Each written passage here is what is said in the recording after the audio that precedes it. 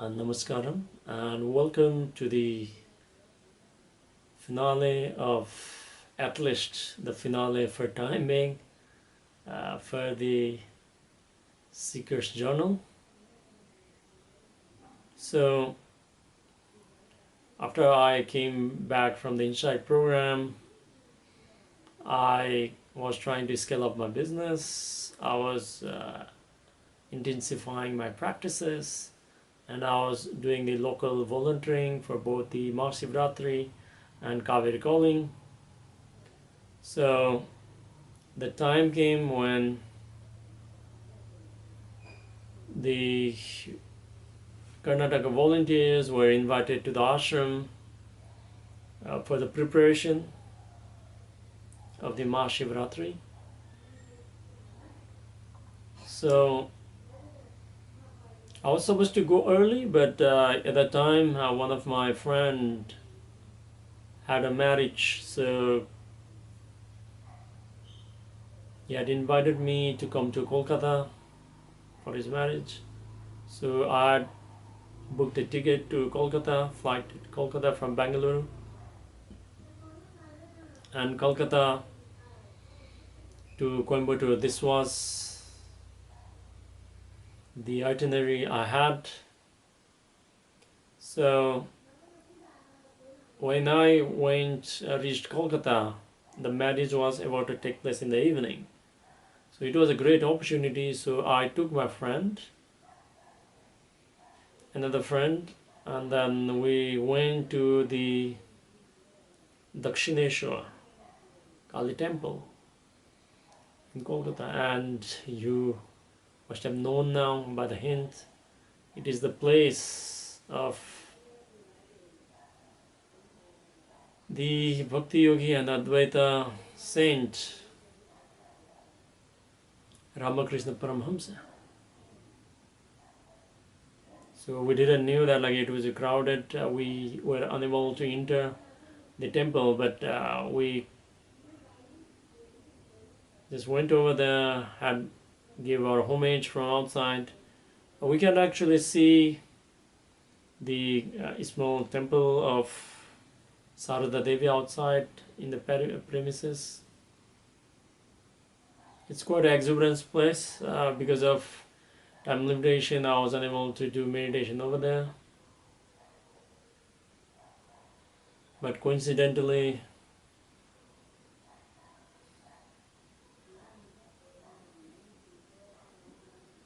there's a huge chunk of contribution in modern spirituality that has been done by Ramakrishna Paramhamsa. Huge deal of in the modern spirituality. Spirituality is neither modern or older, but I'm talking in the context of the 21st century, the contemporary. Because his way was completely different, the way of the devotion. And if you ask me, devotion is the quickest way, just like Sadhguru said. Initially, I never considered myself as a devotee, but if you become a devotee, you don't need to do any sadhana, you don't need to do anything. Each cell of your body can explode with ecstasies. And this is what is referred as the Bhava Samadhi. Bhava Samadhi. So it's the easiest way to attain Samadhi. And Ramakrishna Paramhamsa is known for his nameless ecstasies. Just through Samadhi, just through devotion. So, long story short, I attended my friend's wedding, and then I traveled to Isha Center. I reached over there, and for many years the Mahashivratri sitting responsibility was given to Karnataka volunteers, but this time we're actually given various other tasks. So my responsibility was to do the volunteering for the in the Grace of Yoga program at the Sivapadam. So if you do not know, Sivapadam is the residential area that has been planned by the Sadhguru as the spiritual town behind the Isha Yoga Center. So if you wish to stay at the ashram, then you can contact Isha and then you can get the residence over there. So all the male volunteers were staying at the Adiyogi Alayam. So each day we would wake up in the morning and everybody would do the Guru Puja, followed by the Shambhavi Mahamudra at the Adiyogi Alayam. Once that was completed, we'd do our own practices and then head to our respective volunteering activities. So as mentioned, we were doing the volunteering at the Sivapadam block for the Grace of Yoga program. So once the program ended, after a few days, the Mahashivratri program was about to begin. And if you know that there is always another Carnatic music festival known as Yaksha, just few days before the Mahashivratri. So as we were volunteering at the Sivapadam, we heard that Sadhguru would be coming to the Linga Bhairavi. And this is where the most interesting part is. So as we were doing volunteering and we know that okay, Sadhguru will be coming to the Linga Bhairavi. We finished all our tasks and then I just rushed as quickly as possible to Linga Bhairavi temple and thought that okay, I'll go inside and then sit in the best place where everything is visible, the Devi and everything. And then I just went inside and it was around 30-45 minutes as we have been informed that Sadhguru will be there. So I was just sitting over there and the chants were going on of Devi Stuti, Lambam, Mantra and everything. So I was sitting over there and I was quite happy that okay, I got the seat here and Sadhguru will be here any moment.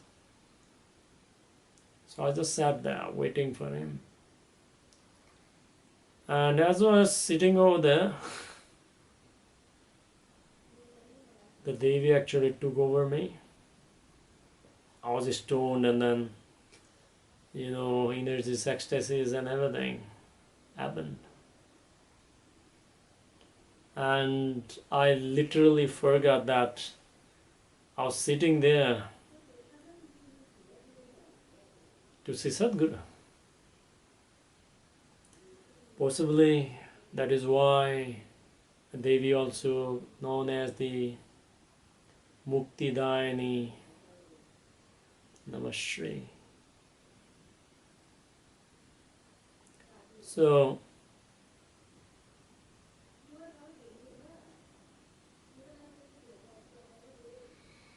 I was just sitting over there. I could feel that people were gathering around me. It was getting crowded, but I literally forgot that I was there for the Sadhguru. The time passed by. I can hear some of the people, murmuring around me, and slowly, people started moving out. I can feel them walking outside. And I came back to my senses and I realized that okay, I was here to see Sadhguru. But it seems that like he didn't enter the temple, he just walked past by. So I got up, bowed down to the Devi, and I went outside. So I can see that like Sadhguru has just, gone towards the front of the Dhanalinga. So I raced towards that one. And as I was moving up, Sadhguru was walking towards the Suryakund. So I went to the other side and just stayed there waiting for his darshan. And there he arrived majestically like Shiva over the Mount Kailash. He just walked from the left in front of the Suryakund. He just came, and then as I was sitting here among with other volunteers, he just came and then he stood in front of me.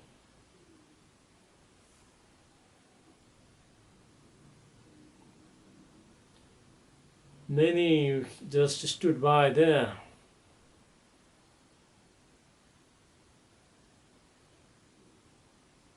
And Sadhguru went, greeted to us, and he went to the Yaksha program.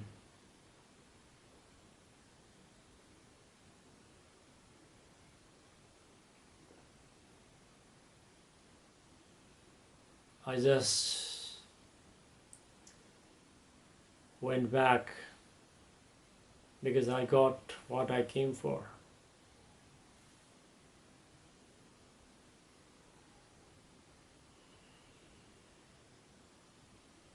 So till that period, the Mahashivratri program happened gracefully. And it was also the time when Sadhguru launched the book, Death Book also. And as you know, after a few months, or even after just a month, the lockdown started because of the COVID outbreak. But because of grace of Sadhguru, or possibly because of the blessings and wish of many enlightened beings and other seekers, I was able to got initiated in 2018 September and finished the Samyama program within 6 months, and the Samyama Sadhana in the same year, and the Guru Puja program and other practices also. And now I can certainly say that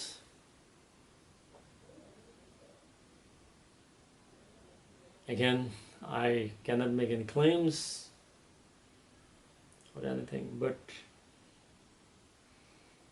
I can say that I'm established in my practice, established in my experience, and it is all because of him. It is all because of Sadhguru.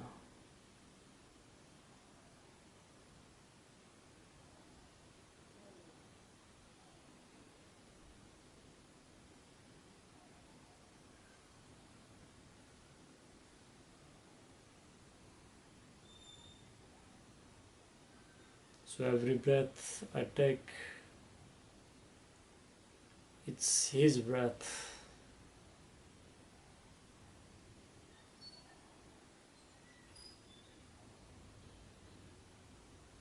And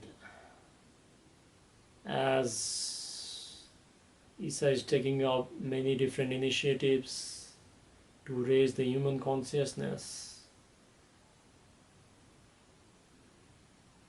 it is privileged to be directly involved.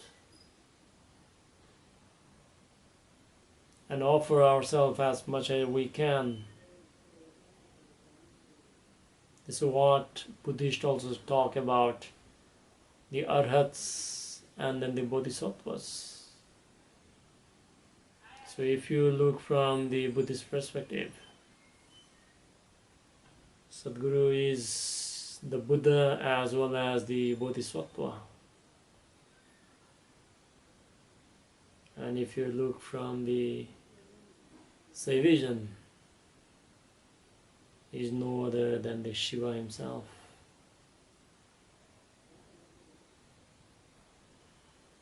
It might sound that like I'm glorifying or anything. No, I'm not glorifying. Even my words fail.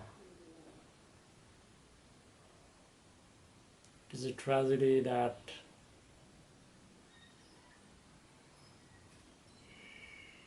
these things has to be done.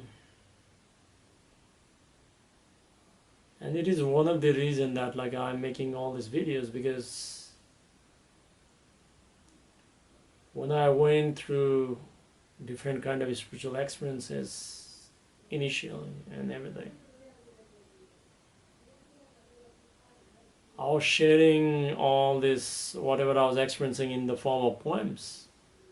Because poems are the only thing that can actually articulate the experience to the closest level, where words and explanation fail. Poems also has got limitation, but it goes the farthest and closest to the experience. And I was sharing all the poems and everything,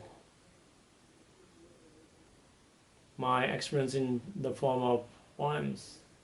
People would approach me and then ask about Isha practices, experiences and everything. And I met plenty of them, and still I meet a lot of them on the way.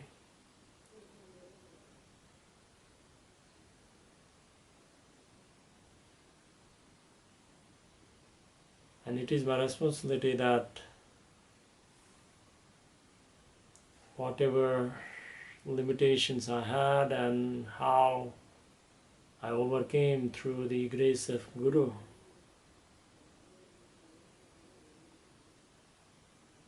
a genuine seeker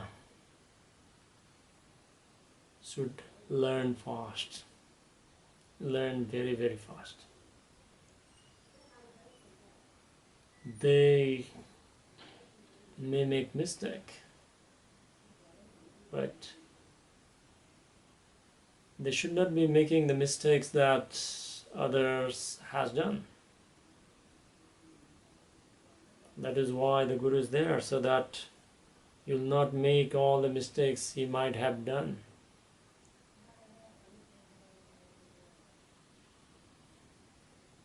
So I'm making all these videos, sharing whatever I could without adding too much details into it, avoiding the program content so that it does not ruin your experience of the program. And why I'm also sharing is because what we refer as the Buddha, Shiva, Mahavira, Osho, Ramana Maharshi, Ramakrishna Paramahamsa, Shankaracharya, or even Sadhguru,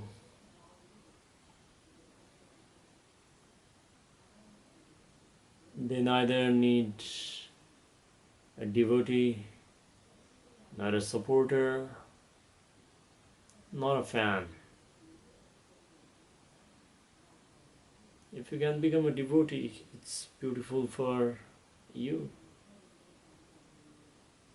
But if you become a supporter or a fan,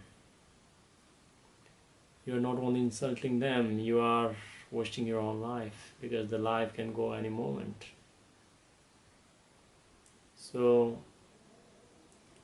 Shiva is a possibility.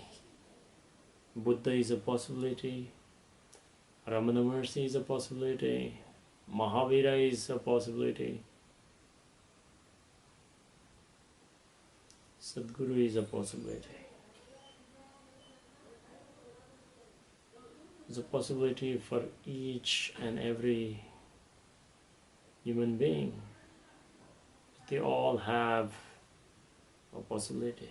The only question is, are you going to exercise so that the possibility becomes the actuality?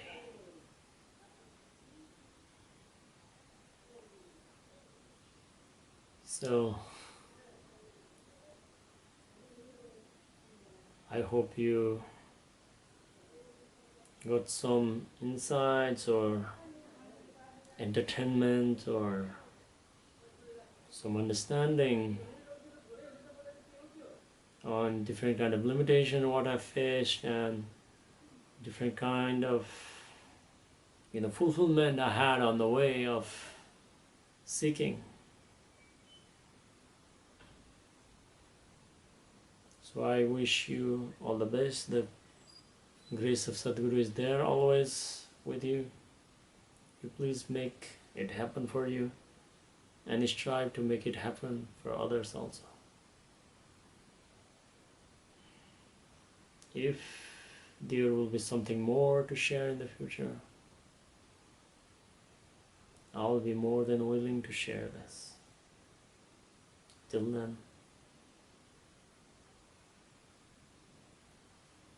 namaskar.